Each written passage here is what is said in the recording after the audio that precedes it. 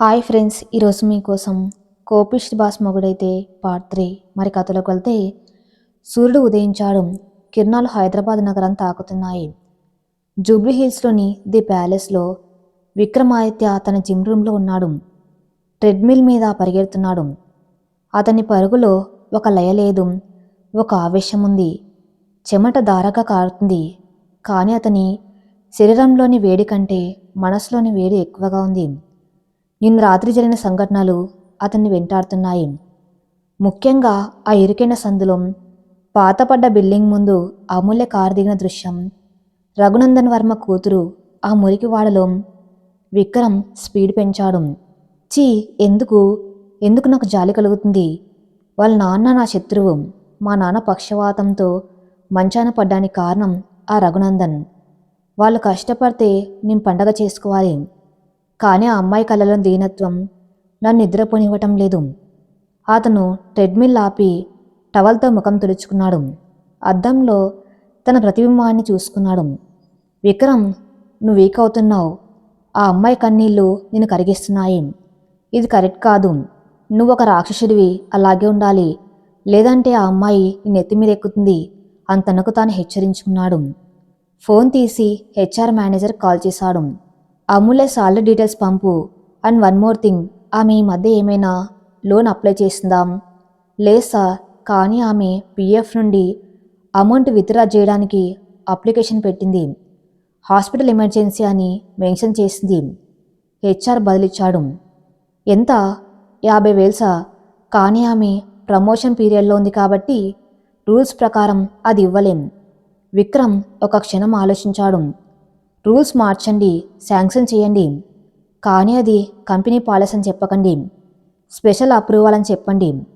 ఆమెకు ఆ డబ్బు అందాలి అని ఫోన్ పెట్టేశాడు. మళ్ళీ వెంటనే అతని అహం అడ్డొచ్చింది. ఇది సాయం కాదు. ఆమె నా దగ్గర పనిచేస్తుంది కాబట్టి ఆమె దృష్టి పని మీద ఉండాలి, డబ్బు మీద కాదు. అందుకే ఇస్తున్నా అని సర్ది చెప్పుకున్నాడు. అమూల్య ఇల్లు ఉదయం 8 గంటలు. అమూల్య కిచెన్లో గంజి కాస్తుంది నాన్న కోసం. నిన్న రాత్రి ఆ పార్టీ హడావిడి, అవమానం, విక్రమ్ రక్షణ అన్నీ ఒక పీడకల్లా కనిపిస్తున్నాయి. తలుపు చప్పుడైంది. అమూల్య వెళ్ళి తీసింది. ఎదురుగా రిషి. చేతిలో ఇడ్లీ ప్యాకెట్లు, పండ్లు ఉన్నాయి. Good morning. రిషి ముఖంలో చిరునవ్వు ఉంది, కానీ కళ్ళల్లో ఆందోళన ఉంది. రా రిషి. అమూల్య పక్కకు జరిగింది.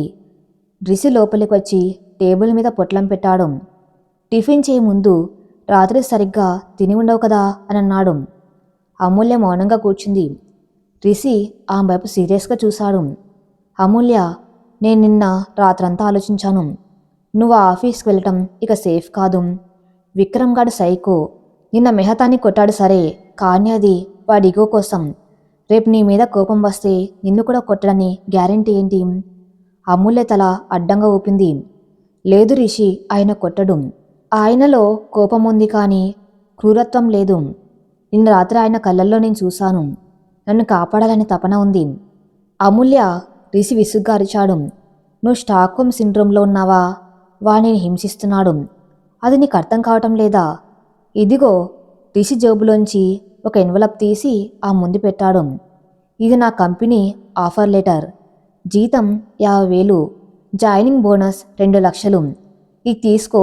ఈరోజు ఆ విక్రమ్ గాడి మొహాన రిసిగ్నేషన్ లెటర్ కొట్టి బయటకొచ్చేయి. అమూల్య ఆ లెటర్ వైపు చూసింది. అది ఆమె కష్టాలన్నింటినీ తీర్చేస్తుంది. అప్పులు తీరుతాయి, నాణ్యవైద్యం జరుగుతుంది, ప్రశాంతత దొరుకుతుంది.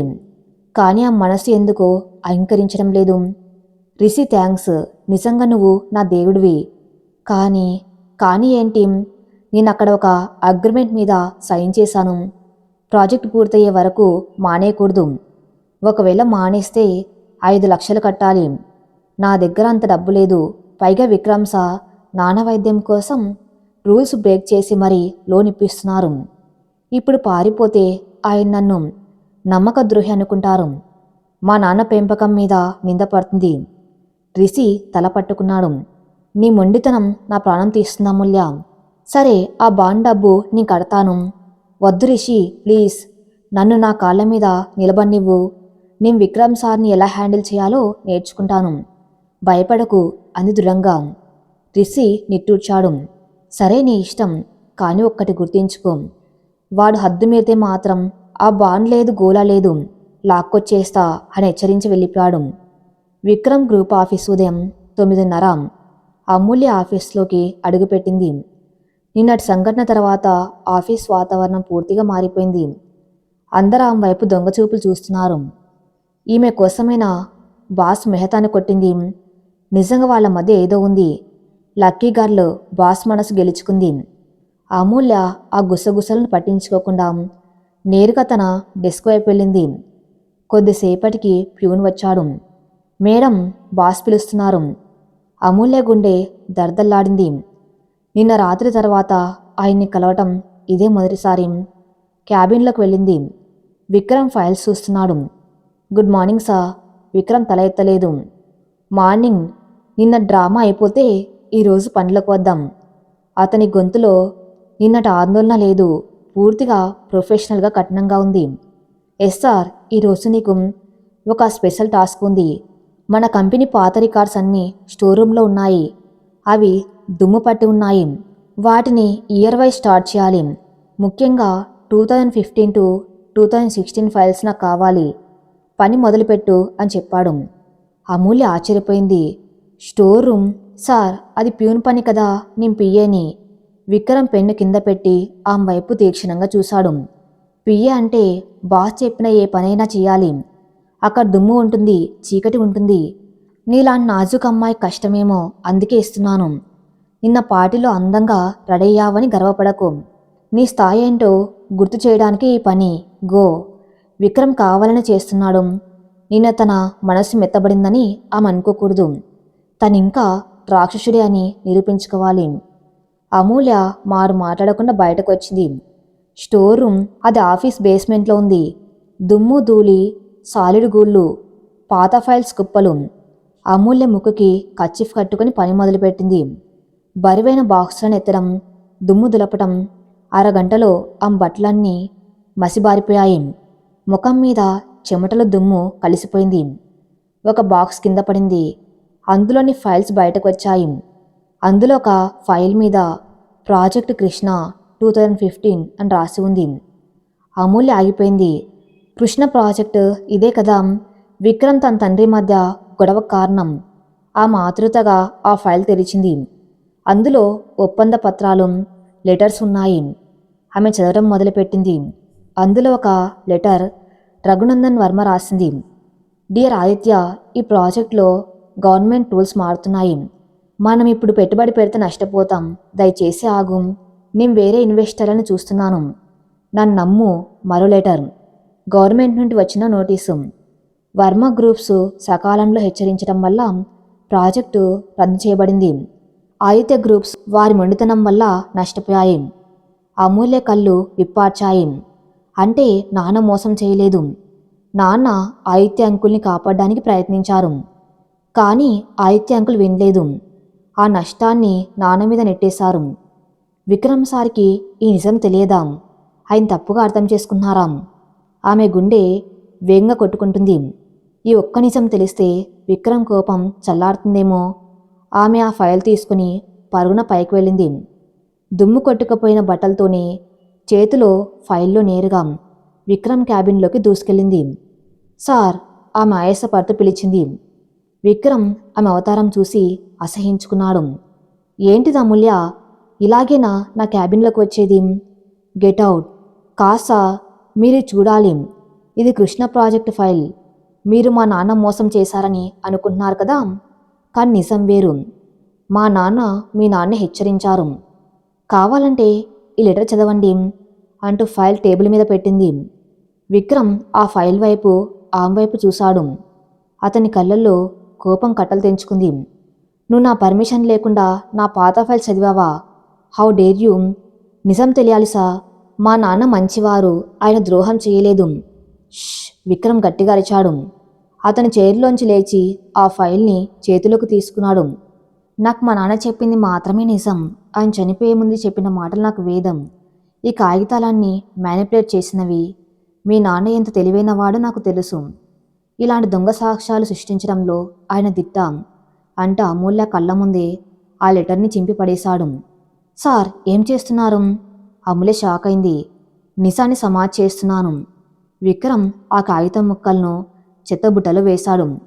ఇంకోసారి గతం గురించి మాట్లాడితే నీ నాలుగు కోస్తాను. ఇప్పుడు వెళ్ళి పనిచేయి. ఆ స్టోర్ రూమ్ క్లీన్ అయ్యేదాకా నీకు లంచ్ లేదు, నీళ్లు లేవు. అమూల్య కళ్ళల్లో నీళ్లు తిరిగాయి. నిజం కళ్ళ ముందు ఉన్న చూలేని గుడ్డివాడితను అహంకారం అనే పొర కళ్ళను కప్పేసింది. ఆ మౌనంగా వెనక్కి తిరిగింది. సరిగ్గా అప్పుడే ఆమె ఫోన్ మోగింది. ఆమె లిఫ్ట్ చేసింది. హలో మిస్ అమూల్య, మేము హాస్పిటల్ నుండి మాట్లాడుతున్నాం. చెప్పండి డాక్టర్. మీ నాన్నగారికి సడన్గా బ్రీతింగ్ ప్రాబ్లం వచ్చింది. లంగ్స్లో ఇన్ఫెక్షన్ ఎక్కువైంది. ఇమ్మీడియట్గా ఒక చిన్న సర్జరీ చేయాలి, లేదంటే ప్రాణాపాయం ఉంది. అమూల్య కాళ్ళ కింద భూమి కంపించింది. సర్జరీనా? ఎంత ఖర్చు అవుతుంది? 2 లక్షలు అవుతుంది. సాయంత్రంలోపు డబ్బు కడితేనే ఆపరేషన్ థియేటర్లోకి తీసుకువెళ్తాం. ఇది అర్జెంటు. ఫోన్ కట్ అయింది. అమూల్య చేతిలోంచి ఫోన్ జారిపోయేంత పనైంది. 2 లక్షలు సాయంత్రంలోపు. హెచ్ఆర్ శాంక్షన్ చేసిన 50,000 సరిపోవు. రిషి దగ్గర తీసుకుందామా? రిషి ఉదయం చెప్పాడు బాండ్ డబ్బు కడతాను అని. కానీ ఇప్పుడు ఫోన్ చేస్తే రాజీనామా చేసిరాం, అప్పుడే డబ్బు ఇస్తా అంటాడు. ఆపరేషన్ అయ్యేలోపు నాన్నకేమైనా అయితే టైం లేదు. ఆమె ఆశగా విక్రమ్ వైపు చూస్తుంది. ఆ గదిలో ఉన్న ఏకైక దిక్కు అతన్ని. విక్రమ్ ఆ ముఖంలో రంగులు మారడం గమనించాడు. ఏమైంది?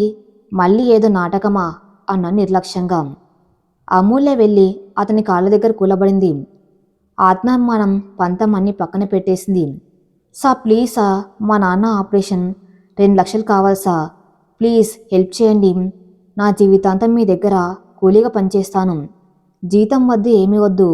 మా నాన్న బతికించండి సార్ అని ఏడుస్తూ వేడుకుంది. విక్రమ్ ఆమెను చూసి చలించిపోయాడు.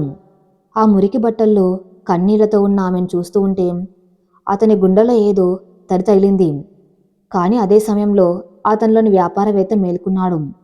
ఇది మంచి అవకాశం ఆమెను పూర్తిగా లొంగదీసుకోవడానికి, రిషికి ఆమెను దూరం చేయడానికి.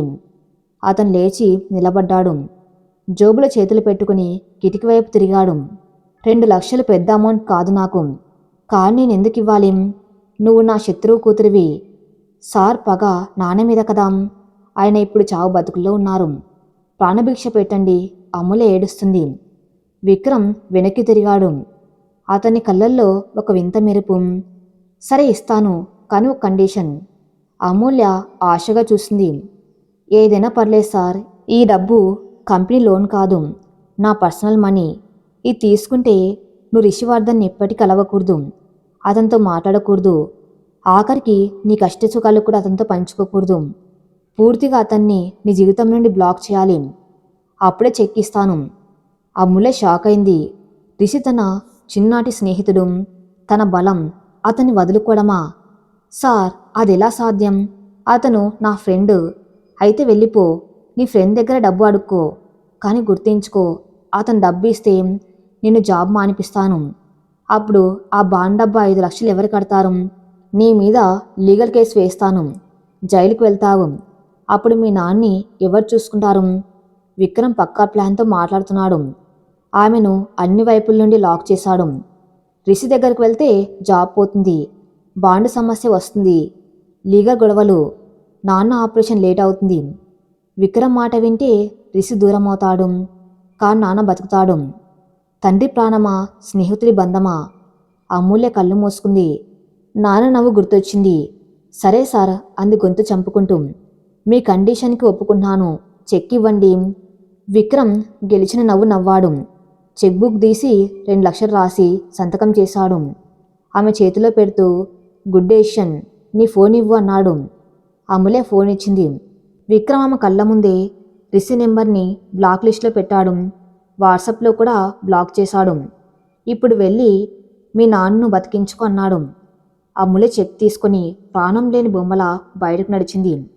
ఆమె వెళ్తుంటే విక్రమ్ కిటికీలోని చూస్తున్నాడు. సారీ అమూల్య, నిన్ను రిషికి దూరం చేయటం నా స్వార్థం కావచ్చు, కానీ నువ్వు నా దగ్గరే ఉండాలి, కేవలం నా దగ్గరే అనుకున్నాడు. అపోలో హాస్పిటల్ సాయంత్రం 4 గంటలు. ఆటోలోంచి దిగిన అమూల్య పరుగు పరుగున రిసెప్షన్ కౌంటర్ వైపు వెళ్ళింది. ఆమె చేతిలో విక్రమ్ ఇచ్చిన 2 లక్షల చెక్ ఉంది. ఆ కాగితం ముక్క బరువు ఆమె గుండె బరువు కంటే తక్కువేం కాదు. అది కేవలం డబ్బు కాదు, తన స్నేహాన్ని బలిచ్చినందుకు దక్కిన వెల. Excuse me, ICU patient Raghunandan Varma గారి అకౌంట్లో ఈ అమౌంట్ డిపాజిట్ చేయండి. అర్జెంటుగా ఆపరేషన్ స్టార్ట్ చేయాలి. అమూల్య ఆయాసపడుతూ చెప్పింది. రిసెప్షనిస్ట్ చెక్ తీసుకుని సిస్టంలో ఎంటర్ చేసింది. ఓకే మేడం, పేమెంట్ క్లియర్ అయింది. డాక్టర్స్కి ఇన్ఫామ్ చేస్తున్నాం. మీరు కన్సెంట్ ఫామ్ మీద సంతకం పెట్టండి. అమూల్య సంతకం పెట్టింది. ఒక పెద్ద ఊపిరి పీల్చుకుంది. నాన్న ప్రాణం సేఫ్. ఇప్పుడు మిగిలింది విక్రమ్కి ఇచ్చిన మాట నిలబెట్టుకోవడం. ఆమె వెనక్కి తిరిగింది. అక్కడే వెయిటింగ్ లాంజ్లో కుర్చీలో కూర్చుని ఉన్న రిషి. అతని చేతిలో మందుల ప్యాకెట్, వాటర్ బాటిల్ ఉన్నాయి. ముఖంలో ఆందోళన స్పష్టంగా కనిపిస్తుంది. అమూల్యను చూడగానే అతని మొహంలో ప్రాణం లేచింది. పరుగున ఆమె దగ్గరికి వచ్చాడు. అమూల్య, ఎక్కడికి వెళ్ళావు? ఫోన్ ఎందుకు స్విచ్ ఆఫ్ చేశావు? డాక్టర్లు ఆపరేషన్ అన్నారు, డబ్బు కట్టాలన్నారు. నేను నా కార్డ్ ద్వారా పే చేద్దామని వెళ్తూ ఉంటే అప్పుడే ఎవరో అమౌంట్ పే చేశారని చెప్పారు. నువ్వే కదా? అంత డబ్బు ఎక్కడిది? ఆ బాండ్ డబ్బు కోసమే కదా దాచుకున్నావు. అది వాడేశావా? రిషి ప్రశ్నల వర్షం కురిపించాడు. అమూల్య మౌనంగా నిలబడింది. ఆమె కళ్ళు రిషి కళ్ళలోకి సూటిగా చూడలేకపోతున్నాయి. నిన్నటి వరకు తన కష్టసుఖాల్లో తోడుగా ఉన్న స్నేహితుడు ఈరోజు అతన్ని పరాయవాణ్ణి చేశాయి. అమూల్య, మాట్లాడేమైంది? ఆ విక్రమ్ గాడు ఏమైనా అన్నాడా? రిషి ఆమె భుజాలు పట్టుకుని కుదిపాడు. అమూల్య ఒక్క అడుగు వెనక్కి వేసింది. రిషి చేతులు జారిపోయాయి. ఆమె తల ఎత్తి కళ్ళల్లో ఎలాంటి భావం లేకుండా రిషి వైపు చూసింది. విక్రమ్ నేర్పిన పాఠం ఇప్పుడు ఉపయోగపడుతుంది. భావోద్వేగాలను దాచుకోవటం. రిషి, నువ్వు ఇక్కడి నుంచి వెళ్ళిపోం అంది అమూల్య గట్టిగా. రిషికి అర్థం కాలేదు. ఏంటి వెళ్ళిపోవాలా? అంకుల్ ఆపరేషన్ థియేటర్లో ఉంటే నన్ను వెళ్ళిపోమంటున్నావా? పిచ్చిదానా, నేను నీకు తోడుగా ఉంటాను. నాకు నీ తోడు అవసరం లేదు రిషి. అమూల్య గొంతు పెంచింది. నిజానికి నువ్వు ఇక్కడ ఉండటం నాకు ఇబ్బందిగా ఉంది. రిషి షాక్ అయ్యాడు. ఇబ్బందా? నేనా? అమూల్య గుండె రాయి చేసుకుని మాట్లాడడం మొదలుపెట్టింది. అవును రిషి, నువ్వు ఇండియాకు వచ్చినప్పటి నుంచి నా జీవితం గందరగోళంగా మారింది. నువ్వు సహాయం చేయాలనుకుంటున్నావు, కానీ అది నాకు సమస్యలు తెచ్చిపెడుతుంది. నిన్న నువ్వు ఆఫీస్కి రావటం వల్ల, పార్టీలు గొడవ చేయటం వల్ల నా ఉద్యోగం ప్రమాదంలో పడింది. ఈరోజు విక్రమ్ సార్ నాకు వార్నింగ్ ఇచ్చారు. నేను నా పని మీద ఫోకస్ చేయాలి, స్నేహితుల మీద కాదు. అమూల్య, ఏం మాట్లాడుతున్నావు? ఆ విక్రమ్ గాడు నిన్ను బెదిరించాడా? రిషి ఆవేశంగా అడిగాడు. ఆయన్ని అలా పిలవకు, అమూల్య అరిచింది. ఆయన నా బాస్. ఇప్పుడు నాన్న ఆపరేషన్కి డబ్బు ఇచ్చింది ఆయనే, నువ్వు కాదు. నీ దగ్గర ఆఫర్ లెటర్ ఉంది, డబ్బు ఉంది, కానీ నా ఆత్మగౌరవం నాకు ముఖ్యం. ఆయన అప్పుగా ఇచ్చారు, నేను తీసుకుంటాను. నీ దగ్గర తీసుకుంటే అది భిక్ష అవుతుంది. రిషి కళ్ళల్లో నీళ్లు తిరిగాయి. ఆ మాట కత్తిలా గుచ్చుకుంది. భిక్ష? నా ప్రేమ నీకు భిక్షలా కనిపిస్తుంది అమూల్య. చిన్నప్పటి నుంచి మనం చిన్నప్పుడు వేరు, ఇప్పుడు వేరు రిషి. అమూల్య అడ్డుకుంది. అప్పుడు మనం సమానం. ఇప్పుడు నువ్వు ఆకాశంలో ఉన్నావు, నేను నేల మీద ఉన్నాను. మన దారులు వేరు. దయచేసి అర్థం చేసుకో. నువ్వు నా చుట్టూ తిరగటం వల్ల నాకు ఆశలు పెరుగుతున్నాయి, కానీ వాస్తవం భయపెడుతుంది. నువ్వు వెళ్ళిపోతేనే నేను ప్రశాంతంగా ఉంటాను. Please leave me alone. ఆమె చెప్పే ప్రతి మాట అబద్ధమని ఆమె అంతరాత్మ ఘోషిస్తుంది. నువ్వంటే నాకు ఇష్టం రిషి, నువ్వే నా బలం అని అరవాలని ఉంది. కానీ నాన్న గుర్తొచ్చారు. విక్రమ్ కండిషన్ గుర్తొచ్చింది. రిషి ఆమె కళ్ళల్లోకి నిశితంగా చూశాడు. అందులో నిజం వెతకడానికి ప్రయత్నించాడు. కానీ అమూల్య కళ్ళల్లో మొండితనం తప్ప ఇంకేం కనిపించడం లేదు. అతను నిట్టూర్చాడు. ఒక చేదు నిజాన్ని మింగినట్టుగా ముఖం పెట్టాడు. ఓకే అమూల్య, నా వల్ల నీకు ఇబ్బంది కలుగుతుందంటే, నీ ఉద్యోగానికి, నీ ప్రశాంతతకు నేను అడ్డంకిగా ఉన్నానంటే నేను వెళ్ళిపోతాను. నీకేది మంచో అది జరుగుతుంది. కానీ ఒకటి గుర్తించుకో, ఎప్పుడైనా ఎక్కడైనా ఈ రిషి నీ కోసం ఎదురు చూస్తూనే ఉంటాడు. గుడ్ బై అని చెప్పి రిషి నెమ్మదిగా వెనక్కి తిరిగాడు. అతను కారిడార్ చివర నడుచుకుంటూ వెళ్తూ ఉంటే అమూల్య అలాగే చూస్తూ ఉండిపోయింది. అతను మలుపు తిరిగి కనుమరుగవ్వగానే అమూల్య గోడ కానుకొని కింద కూలబడిపోయింది. 2 చేతులతో ముఖం దాచుకుని వెక్కి వెక్కి ఏడ్చింది. Sorry Rishi, sorry. నిన్ను బాధపెట్టడం ఇష్టం లేకపోయినా నిన్ను రక్షించటానికి ఇలా చేశాను. విక్రమ్ సార్ పగ నీ మీద పడకూడదు. నాన్న బతకాలి. నేను ఈ నరకంలో ఒక్కదాన్ని మిగిలాలి. ఆమె ఏడుపు హాస్పిటల్ గోడలకే వినిపించింది. అటు ఆపరేషన్ థియేటర్లో తండ్రి ప్రాణాలతో పోరాడుతూ ఉంటే ఇటు బయట కూతురు తన జీవితంతో పోరాడుతుంది. మరుసటి రోజు ఉదయం రఘునందన్ గారి సర్జరీ సక్సెస్ అయింది. ఆయన ఐసీయూ నుండి జనరల్ వార్డుకి షిఫ్ట్ అయ్యారు. కానీ ఇంకా మత్తులోనే ఉన్నారు. అమూల్య రాత్రంతా అక్కడే ఉంది. నిద్ర లేదు, తిండి లేదు. ఆమె కళ్ళు వాచిపోయి ఉన్నాయి. ముఖంలో కళ తప్పింది. ఉదయం 8 గంటలకు ఫోన్ మోగింది. విక్రమ్ సార్. అమూల్య గుండె దర్దల్లాడింది. ఫోన్ లిఫ్ట్ చేసింది. Hello sir. గుడ్ మార్నింగ్ అమూల్య. ఆపరేషన్ ఎలా జరిగింది? విక్రమ్ గొంతులో ఎప్పటిలాగే అధికారం దర్పం. బాగా జరిగింది సార్, థ్యాంక్ యూ. గుడ్. డబ్బు పనిచేసిందన్నమాట. మరి నా కండిషన్? అది కూడా జరిగింది సార్. అమూల్య గొంతు జీవం లేకుండా వచ్చింది. రిసి వెళ్ళిపోయాడు. మళ్ళీ రాడు. అవతల వైపు విక్రమ్కి 1 నిమిషం మౌనం. అతను సంతోషపడాలి. తన శత్రువు కూతురు తన చెప్పు చేతుల్లోకి వచ్చింది. తన ప్రత్యర్థి రిషి ఓడిపోయాడు. కానీ అమూల్య గొంతులోని ఆ శూన్యం అతన్ని డిస్టర్బ్ చేస్తుంది. ఓకే, 10 గంటలకు ఆఫీస్లో ఉండు. ఈరోజు చాలా పని ఉంది అని ఫోన్ పెట్టేశాడు విక్రమ్. విక్రమ్ ఆఫీస్లో తన చైర్లో కూర్చొని ఫోన్ వైపు చూస్తున్నాడు. నేను గెలిచాను, కానీ ఎందుకో కిక్ లేదు అనుకున్నాడు. అతనికి తెలియదు అతను గెలిచింది అమూల్యని కాదు, ఆమెలోని ఒక భాగాన్ని చంపేశాడు. విక్రమ్ గ్రూప్స్ ఆఫీసు ఉదయం 10 గంటలు. అమూల్య ఆఫీస్కి వచ్చింది. ఈసారి ఆమెలో భయం లేదు, ఆందోళన లేదు. కేవలం యాంత్రికత మాత్రమే ఉంది. డ్రెస్సింగ్ కూడా చాలా సింపుల్గా ఉంది. ఎలాంటి అలంకరణ లేదు. విక్రమ్ క్యాబిన్లోకి వెళ్ళింది. Good morning sir. విక్రమ్ తల ఎత్తి చూశాడు. ఆమె కళ్ళల్లో అంతకుముందు ఉన్న మెరుపు మాయమైంది. ఆ కళ్ళు ఇప్పుడు ఖాళీగా ఉన్నాయి. ఒక శవం నడుస్తున్నట్లు అనిపించింది. కాఫీ అని చెప్పాడు విక్రమ్. అమూల్య వెళ్ళింది. 5 నిమిషాల్లో కాఫీ తెచ్చింది. Perfect temperature, perfect taste. Table మీద పెట్టి ఇంకేమైనా కావాలా సార్ అని అడిగింది. విక్రమ్ సిప్ చేశాడు. కాఫీ బాగుంది, కానీ అతనికి ఎందుకు ఆమెతో గొడవ పడాలనిపించింది. ఆమెలో ఏదో ఒక ఎమోషన్ చూడాలనిపించింది. నేను స్టోర్ రూమ్ పని పూర్తి కాలేదు. ఈరోజు మళ్ళీ వెళ్ళు, మొత్తం క్లీన్ చెయ్యి అని అన్నాడు. Okay sir. అమూల్య మాట్లాడకుండా వెనక్కి తిరిగింది. ఆగు, విక్రమ్ పిలిచాడు. అమూల్య ఆగింది. నేను నిన్ను స్టోర్ రూమ్కి వెళ్ళమన్నాను. కోపం రాలేదా? నన్ను తిట్టాలనిపించడం లేదా? విక్రమ్ రెచ్చగొట్టడానికి చూశాడు. అమూల్య వెనక్కి తిరిగి విక్రమ్ కళ్ళలోకి చూసింది. కోపం రావడానికి మనిషిలో ఫీలింగ్స్ ఉండాలి సార్. నా ఫీలింగ్స్ని నిన్న హాస్పిటల్లోనే చంపేశాను. ఇప్పుడు నేను కేవలం మీ పిఏని. మీరు చెప్పింది చేయటం నా డ్యూటీ. జీతం ఇస్తున్నారు కదా, చాలు అని చెప్పి వెళ్ళిపోయింది. విక్రమ్ షాక్ అయ్యాడు. ఆ మాటలు చెంపదెబ్బల్లా తగిలాయి. అతను అనుకున్నది సాధించాడు. ఆమెను లొంగదీసుకున్నాడు. కానీ ఆమె ఆత్మను చంపేశాడు. ఇప్పుడు అతని ముందు ఉన్నది అమూల్య కాదు, అమూల్యలా ఉన్న ఒక బొమ్మ. ఆ రోజంతా అమూల్య అలాగే పనిచేసింది. స్టోర్ రూమ్లో దుమ్ము దులుపుతుంది. మధ్యాహ్నం భోజనం చేయలేదు. ఎవరైనా పలకరించినా సమాధానం చెప్పలేదు. సాయంత్రం అవుతుంది. విక్రమ్కి మనసు బాగలేదు. అతను పదే పదే సీసీటీవీలో ఆమెను చూస్తున్నాడు.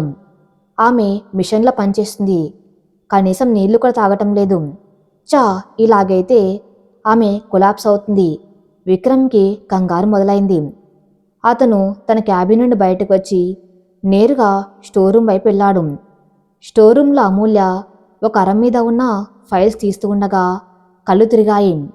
నిన్నటి నుండి తిండి లేకపోవటం, మానసిక ఒత్తిడి ఆమె శరీరాన్ని దెబ్బతీశాయి. ఆమె తూలి పడిపోబోయింది. సరిగ్గా అప్పుడే విక్రమ్ లోపలికి వచ్చి ఆమెను పట్టుకున్నాడు. అమూల్య ఆమె స్పృహ కోల్పోయింది. విక్రమ్ చేతిలో వాలిపోయింది. ఆ ముఖం పాలిపోయి ఉంది. నుదురు కాలిపోతుంది. జ్వరం. విక్రమ్కి భయం వేసింది. అమూల్య కళ్ళు తెరువు అని తట్టాడు. ఆమె కదల్లేదు. అతను వెంటనే ఆమెను ఎత్తుకున్నాడు. ఆఫీస్ కారిడార్లో అందరు చూస్తూ ఉండగా విక్రమాదిత్య తన పిఏని ఎత్తుకుని పరుగున లిఫ్ట్ వైపు వెళ్ళాడు. కార్ తీయండి క్విక్ అని సెక్యూరిటీని పిలిచాడు. అతనిలో ఉన్న పగ, ప్రతీకారం అన్నీ ఆ క్షణం మాయమయ్యాయి. ఇప్పుడు అతనిలో ఉన్నది కేవలం భయం, తాను చేసిన పనికి పశ్చాత్తాపం. కారులో వెనుక సీట్లో ఆమె తలని తన ఒళ్ళో పెట్టుకుని కూర్చున్నాడు. డ్రైవర్ కార్ని హాస్పిటల్ వైపు పోనిచ్చాడు. విక్రమ్ ఆ ముఖం వైపు చూస్తున్నాడు. ఆమె కంటెప్పులు కదలడం లేదు. సారీ అమూల్య, నేను గెలిచాననుకున్నాను కానీ నిన్ను ఇలా చూడలేకపోతున్నాను. లే ప్లీజ్ లే, నాతో గొడవపడు, నన్ను తిట్టు, కానీ ఇలా మౌనంగా ఉండకు అని మనసులో అనుకున్నాడు. సడన్గా అమూల్య కలవరింతలు మొదలుపెట్టింది. మత్తులో కూడా ఆ మనసులో ఉన్నది బయటకు వస్తుంది. నాన్న, రిషి వెళ్ళిపో, రిషి విక్రమ్ సార్కి కోపం వస్తుంది, వెళ్ళిపో.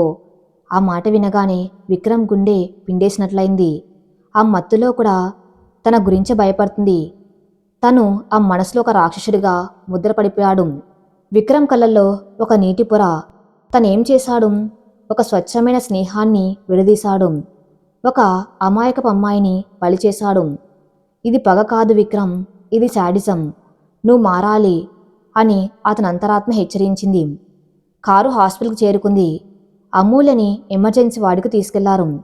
డాక్టర్లు పరీక్షించి I fever and dehydration, stress వల్ల వచ్చింది, సెలైన్ ఎక్కించాలి, రెస్ట్ అవసరమని చెప్పారు. విక్రమ్ రూమ్ బయట నిలబడ్డాడు. అదే హాస్పిటల్, నిన్న రిషి నిలబడిన చోటే ఇప్పుడు విక్రమ్ నిలబడి ఉన్నాడు. విధి ఎంత విచిత్రమైంది. అమూల్య తండ్రి ఒక ఫ్లోర్లో ఉంటే కూతురు ఇంకా ఫ్లోర్లో ఉంది. ఇద్దరి పరిస్థితి కారణం విక్రమ్. విక్రమ్ కిటికీలోంచి అమూల్యను చూస్తున్నాడు.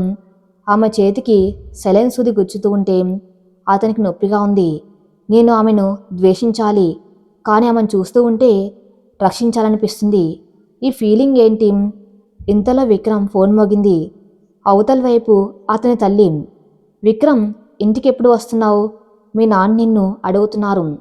అమ్మ, నేను కొంచెం బిజీగా ఉన్నాను, ఈరోజు రాలేను అన్నాడు విక్రమ్. ఏమైందిరా, గొంతు డల్గా ఉంది? ఏం లేదమ్మా, నేను ఒక తప్పు చేశానేమో అనిపిస్తుంది. ఏంట్రా అది?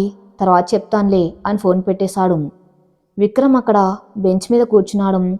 రాత్రంతా ఆమెకు తోడుగా ఉండాలని నిర్ణయించుకున్నాడు. కానీ రేపు ఉదయం అమూల్య లేచి చూస్తే విక్రమ్ తన పక్కన ఉంటే ఆమె ఎలా రియాక్ట్ అవుతుంది? ఇప్పటికీ ఆమె అతన్ని ద్వేషిస్తుంది. ఈ జాలిని ఆమె సహిస్తుందా? మరోవైపు రిషి ఎక్కడున్నాడు? రిషి ఎయిర్పోర్ట్లో ఉన్నాడు. చేతిలో టికెట్ ఉంది, యుఎస్ఏ. అతను ఇండియా వదిలి వెళ్ళిపోతున్నాడా? అమూల్య, నువ్వు వద్దన్నావు కాబట్టి వెళ్తున్నాను, కానీ నీ కష్టం వస్తే మాత్రం ఏ దేశంలో ఉన్నా వాలిపోతాను అని వెనక్కి చూసి సెక్యూరిటీ చెక్ వైపు నడిచాడు. అపోలో హాస్పిటల్, గది నెంబర్ 304. ఉదయం 6 గంటలు. కిటికీ కటైన్ల సందులోంచి సూర్యకాంతి లోపలికి వచ్చి అమూల్య ముఖం మీద పడుతుంది. ఆ కాంతి ఆమె కంటెప్పలను తాగ్గానే ఆమె నెమ్మదిగా కళ్ళు తెరిచింది. మొదట ఆమె కనిపించింది తెల్లటి సీలింగ్, తర్వాత ముక్కుకి తాకిన మందు వాసన. నేనెక్కడున్నాను అని ఆమె మనసులో అనుకుంది. మెదడు మొద్దుబారిపోయినట్లయింది. నిన్నటి సంఘటనలు ఒక్కొక్కటిగా గుర్తుకు రావటం మొదలయ్యాయి. ఆఫీస్ స్టోర్ రూమ్, దుమ్ము, తల తిరగటం, ఆ తర్వాత చీకటి. ఆమె లేచి కూర్చోడానికి ప్రయత్నించింది, కానీ చేతికి ఉన్న సెలైన్ సూది గుచ్చుకుని నొప్పి పుట్టింది. హా అని చిన్నగా మూలిగింది. కథలకు ఆ గదిలో గంభీరమైన గొంతు వినిపించింది. అమూల్య ఉలిక్కిపడి పక్కకు చూసింది. అక్కడ సోఫాలో విక్రమాదిత్య కూర్చుని ఉన్నాడు. అతను కోట్ తీసేసి ఉన్నాడు. షర్టు స్లీవ్స్ మడిచి ఉన్నాయి. జుట్టు కొంచెం చెదిరిపోయి కళ్ళు ఎర్రగా ఉన్నాయి. రాత్రంతా నిద్రపోలేదని స్పష్టంగా తెలుస్తుంది. అమూల్యకి తన కళ్ళను తానే నమ్మలేకపోయింది. విక్రమ్ సార్ ఇక్కడ నా గదిలో. ఆమెకు భయం మొదలైంది. సార్ నేను, టైం ఎంతైంది? ఆఫీస్. ఆమె కంగారుగా లేవబోయింది. విక్రమ్ వెంటనే లేచి ఆమె దగ్గరకు వచ్చి ఆమె భుజాలను పట్టుకుని మళ్ళీ పడుకోబెట్టాడు. ష్, ఆఫీస్ ఎక్కడికి పారిపోదు, నువ్వింకా పేషెంట్వి, పడుకో అన్నాడు గట్టిగా. కానీ ఆ గొంతులో ఎప్పట్లా కోపం లేదు, ఒక రకమైన శ్రద్ధ ఉంది. కానీ సార్, నేను ఇక్కడికి ఎలా వచ్చాను? బిల్లు ఎవరు కట్టారు? అమూల్య ప్రశ్నల వర్షం కురిపించింది. పేదరికం మనిషికి నేర్పే మొదటి భయం ఇదే, డబ్బు. విక్రమ మంచం పక్కన ఉన్న టేబుల్ మీద కూర్చున్నాడు. నువ్వు స్టోర్ రూమ్లో పడిపోయావు, నేను తీసుకొచ్చాను. బిల్ గురించి వరి అవ్వకు, అది కంపెనీ ఇన్సూరెన్స్లో కవర్ అవుతుంది. డాక్టర్లు నీకు కనీసం 2 రోజులు రెస్ట్ కావాలని చెప్పారు. Severe stress and weakness. Amulya మౌనంగా ఉండిపోయింది. విక్రమ్ సార్ తన్ను ఎత్తుకొని తీసుకొచ్చారా? ఆ రాక్షసుల్లో ఇంత మానవత్వం ఉందా? థ్యాంక్ యూ సార్ అంది చిన్నగా. విక్రమ్ తల తిప్పుకున్నాడు. ఆమె కృతజ్ఞత అతని బాధిస్తుంది. ఎందుకంటే ఆమె ఈ స్థితిలో ఉండడానికి కారణం తనే కదా. థ్యాంక్స్ వద్దు, నువ్వు త్వరగా కోలుకుని ఆఫీస్కి రావాలి. పెండింగ్ వర్క్ చాలా ఉంది అని టాపిక్ మార్చేశాడు. అతనిలోని గిల్టీ భయపడకూడదని అతని ప్రయత్నం. ఇంతలో నర్సు వచ్చింది. Good morning sir. మేడంకి ఇప్పుడు ఎలా ఉంది? పర్లేదు, కాఫీ తాగొచ్చా? విక్రమ్ అడిగాడు. లైట్గా తాగొచ్చు, ముందు ఈ ఫ్రూట్స్ తినాలి. ఆ నర్సు యాపిల్ ముక్కలు ఉన్న ప్లేట్ టేబుల్ మీద పెట్టి వెళ్ళిపోయింది. అమూల్య ప్లేట్ వైపు చూసింది, కానీ తీసుకోలేదు. విక్రమ్ ప్లేట్ తీసుకుని ఆ ముందు పెట్టాడు. తిను. ఆకలిగా లేదు సార్. ఇది రిక్వెస్ట్ కాదు, ఆర్డర్. తింటావా లేక నేను తినిపించాలా? విక్రమ్ కళ్ళు పెద్దవి చేసి అడిగాడు. అమూల్యకి తెలుసు అతను అన్నంత పని చేస్తాడు. అంత చనువు ఇవ్వటం ఆమెకిష్టం లేదు. వెంటనే ఫోర్కు తీసుకుని యాపిల్ మొక్క నోట్లో పెట్టుకుంది. విక్రమ్ ఆమె తింటున్నంతసేపు ఆమెనే గమనిస్తూ కూర్చున్నాడు. ఆమె ప్రతి కదలిక, ఆ మౌనం అతన్ని ఏదో తెలియని లోకంలోకి తీసుకెళ్తున్నాయి. అమూల్య. విక్రమ్ పిలిచాడు. అమూల్య తల ఎత్తింది. నిన్న చెక్ ఇచ్చినప్పుడు నువ్వు రిషి నిజంగానే వదిలేశావా? విక్రమ్ గొంతులో అనుమానం. అమూల్య తిండం ఆపేసింది. ఆపిల్ మొక్క గొంతులో అడ్డం పడ్డట్లయింది. ఆమె కళ్ళల్లో నీళ్లు నిండాయి. అవును సార్, మీ కండిషన్ ప్రకారం అతన్ని పంపించేశాను. ఇప్పుడు అతను ఇండియాలో లేడు, శాశ్వతంగా వెళ్ళిపోయాడు అంది గద్గద స్వరంతో. విక్రమ్కి ఆ సమాధానం సంతోషాన్ని ఇవ్వలేదు. ఆమె కళ్ళల్లోని బాధను చూస్తూ ఉంటే తను ఒక పాపం చేశానేమో అనిపించింది. ఒక మంచి స్నేహాన్ని చిదిమేశానని అంతరాత్మ ఘోషించింది. ఓకే అని ముక్తసరిగా లేచి నిలబడ్డాడు. నేను డాక్టర్ని కలిసి వస్తాను అని గదిలోంచి బయటకు వెళ్ళిపోయాడు. అక్కడ ఉండలేక అతను పారిపోయాడు. ఆమె కన్నీళ్లను ఎదుర్కొనే శక్తి ఆ రాక్షసుడికి లేదు. మిస్టర్ విక్రమ్, పేషెంట్ కండిషన్ ఫిజికల్గా వీక్గా ఉంది, కానీ అంతకంటే ఎక్కువ మెంటల్ స్ట్రెస్ ఉంది డాక్టర్ చెప్పారు. ఆమె సరిగ్గా తినడం లేదు, నిద్రపోవడం లేదు. ఇలాగే కంటిన్యూ అయితే ఆమె డిప్రెషన్లోకి వెళ్ళే ఛాన్స్ ఉంది. ఆమెకి ఇప్పుడు కావాల్సింది మందులు కాదు, ప్రశాంతత, సంతోషం. విక్రమ్ ఆలోచనలు పడ్డాడు. ప్రశాంతత, సంతోషం అవన్నీ తనే లాగేసుకున్నాడు కదా. నేను చూసుకుంటాను డాక్టర్. డిశ్చార్జ్ ఎప్పుడు? ఈ సాయంత్రం చేయవచ్చు, కానీ మనం జాగ్రత్తగా చూసుకోవాలి. విక్రమ్ తల ఊపి బయటకు వచ్చాడు. కారిడార్లో నడుస్తూ ఉంటే అతనికి ఒక ఆలోచన వచ్చింది. ఆమె సంతోషం ఎక్కడుంది? నాన్న. అవును, ఆమె ప్రపంచం, ఆమె తండ్రి. విక్రమ్ వెంటనే రఘునందన్ వర్మ ఉన్న వాడికి వెళ్ళాడు. General ward. అక్కడ ఫ్యాన్ శబ్దం తప్ప ఇంకేం వినిపించడం లేదు. రఘునందన్ వర్మ మంచం మీద పడుకొని ఉన్నాడు. ఆక్సిజన్ మాస్క్ లేదు, కానీ సెలైన్ ఉంది. ఆయన కళ్ళు తెరిచే ఉన్నాయి. విక్రమ్ని చూడగానే ఆయన కళ్ళల్లో ఒక మెరుపు. గుర్తించినట్టుగా చూశారు. విక్రమ్. ఆయన గొంతు చాలా బలహీనంగా ఉంది. విక్రమ్ ఆయన దగ్గరికి వెళ్ళాడు. 10 ఏళ్ల క్రితం చూసిన దర్పం ఇప్పుడు లేదు. కేవలం ఒక నిస్సహాయుడైన వృద్ధుడు కనిపిస్తున్నాడు. ఎలా ఉన్నారు అంకుల్? విక్రమ్ అడిగాడు యాంత్రికంగా. బతికే ఉన్నాను బాబు, నా కూతురు పుణ్యమా అని. నువ్విక్కడ? అమూల్య నా కంపెనీలో పనిచేస్తుంది.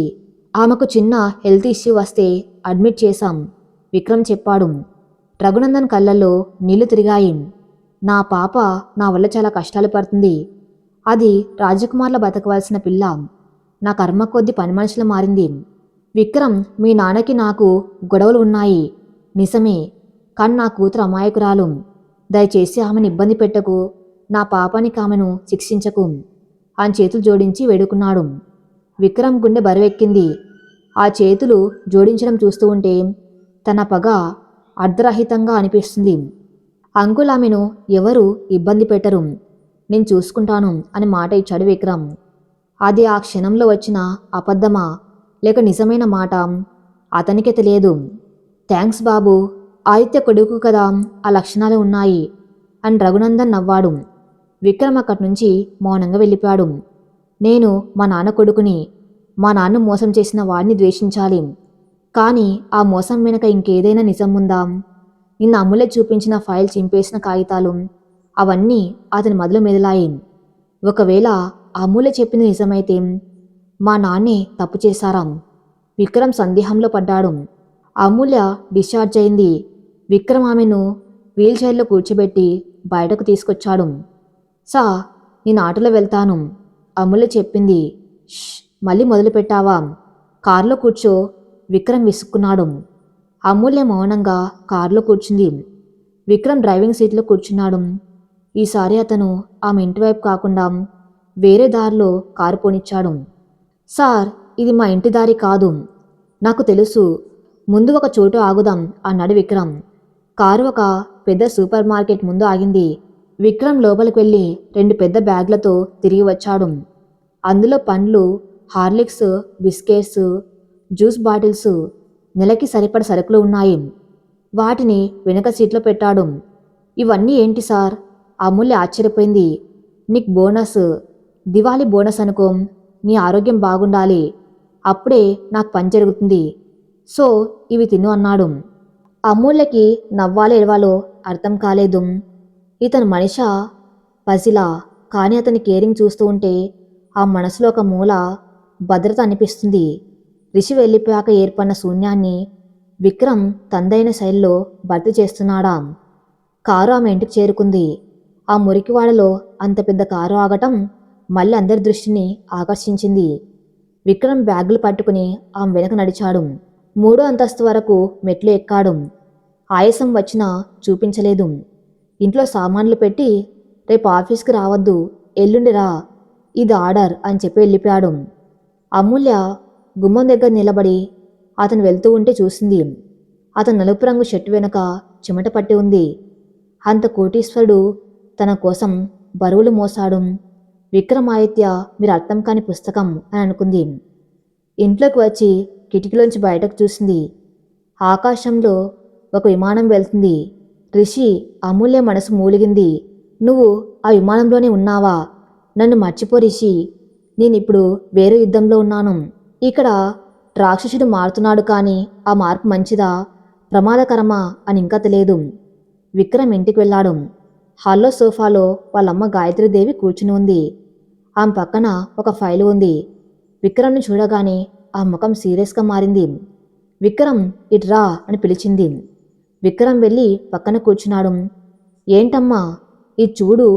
ఆమె ఆ ఫైల్ని అతని చేతిలో పెట్టింది. అది బ్యాంకు స్టేట్మెంట్. 2 లక్షలు అపోలో హాస్పిటల్కి ట్రాన్స్ఫర్ చేశావు, ఎవరి కోసం? ఆమె సూటిగా అడిగింది. విక్రమ్ తడబడలేదు. నా పిఏ కోసం అమ్మా, ఎమర్జెన్సీ. నీ పిఏ అంటే ఆ రఘునందన్ వర్మ కూతురే కదా? గాయత్రీదేవి గొంతులో ఆగ్రహం ఉంది. శత్రువు కూతురికి లక్షలు దానం చేస్తున్నావా? మీ నాన్ని మంచానికి పరిమితం చేసిన వాడి కుటుంబానికి సాయం చేస్తున్నావా? అమ్మా, ఆ సాయం కాదు, లోన్. ఆమె తిరిగి ఇస్తుంది. డబ్బు గురించి కాదు విక్రమ్, నీ ప్రవర్తన గురించి. నిన్న పార్టీలో మెహతాని కొట్టావు. ఈరోజు ఆమెను హాస్పిటల్లో చేర్పించావు, సరుకులు కొనించావు. ఇవన్నీ నాకు తెలియవనుకున్నావా? విక్రమ్, నీకు ఆమె మీద ప్రేమ పుడుతుందా? ఆ ప్రశ్న విక్రమ్ గుండెలో బాంబులా పేలింది. ప్రేమ? No ma'am, never. విక్రమ్ లేచి నిలబడ్డాడు. నేను ఆమెను ద్వేషిస్తున్నాను. ఆమెను నా కంట్రోల్లో ఉంచుకోవడానికి ఇవన్నీ చేస్తున్నాను. ఆమె నా బానిస మాత్రమే. అయితే నిరూపించు. గాయత్రీదేవి సవాల్ విసిరింది. రేపు మన కంపెనీ 25వ వార్షికోత్సవం. ఆ ఫంక్షన్లో అనౌన్స్ చేయి. వర్మ గ్రూప్స్కి చెందిన పాత ఆస్తులన్నీ ఇప్పుడు మన కంపెనీ పేరు మీదకు మార్చబోతున్నామని. ఆ పనులు అమూల్య చేత చేయించు. అప్పుడు నమ్ముతాను నువ్వు ఆమెను ప్రేమించడం లేదని. విక్రమ్ షాక్ అయ్యాడు. అమూల్య చేత ఆమె సొంత ఆస్తుల వేలానికి సంతకం పెట్టించాలాం. అది ఆమెను చంపినట్టే. కానీ తల్లి ముందు ఓడిపోకూడదు. తన పగ చల్లారలేదని నిరూపించుకోవాలి. సరే అమ్మా, రేపు చూడు. విక్రమాదిత్య అంటే ఏంటో చూపిస్తాను అని ఛాలెంజ్ చేసి తన గదిలోకి వెళ్ళిపోయాడు. గదిలోకి వెళ్ళాక విక్రమ్ తల పట్టుకున్నాడు. ఒక పక్క అమూల్య కళల్లోని కృతజ్ఞత, మరోపక్క తల్లి విసిరిన సవాలు. ప్రేమ పుడుతుందా? అమ్మడిగిన ప్రశ్న అతన్ని వెంటాడుతుంది. లేదు, అది ప్రేమ కాదు, జస్ట్ జాలి. కానీ రేపు నేను చెయ్యబోయే పనితో ఆమె నన్ను పూర్తిగా అసహించుకుంటుంది. పర్లేదు, అదే మంచిది. ఆమె నాకు దూరంగా ఉండటం మంచిది అని నిర్ణయించుకున్నాడు. కానీ విధి మరలా తలచింది. ఆ రాత్రి విక్రమ్కి నిద్రలో ఒక కల వచ్చింది. అందులో అమూల్య నవ్వుతుంది. విక్రమ్ అని పిలుస్తుంది. అతను ఉలిక్కిపడి లేచాడు. అతనికి అర్థమైంది, తను ఎంత కాదనుకున్నా అమూల్య అతని గుండెలో ఒక స్థానం సంపాదించేసింది. ఇప్పుడు అతను ఆమెను బాధ పెడితే అది ఆమెను మాత్రమే కాదు, తన్ను కూడా బాధ పెడుతుంది. రేపు జరగబోయే వార్షికోత్సవం అమూల్య జీవితంలో మరో పెద్ద కుదుపు. విక్రమ్ తల్లి గాయత్రీదేవి ఎంట్రీతో కథ కొత్త మలుపు తిరిగింది. అమూల్య తన పూర్వీకుల ఆస్తిని తన చేతులారా విక్రమ్కి రాసిస్తుందాం. విక్రమ్ ఆమెను కాపాడతాడా, లేక అమ్మ మాట కట్టుబడి ఆమెను బలిస్తాడా? ఏం జరుగుతుందో రేపటి ఎపిసోడ్లో చూద్దాం. రేపటి ఎపిసోడ్ కోసం నా ఛానల్ని ఫాలో అవుతూ ఉండండి. Thank you for listening.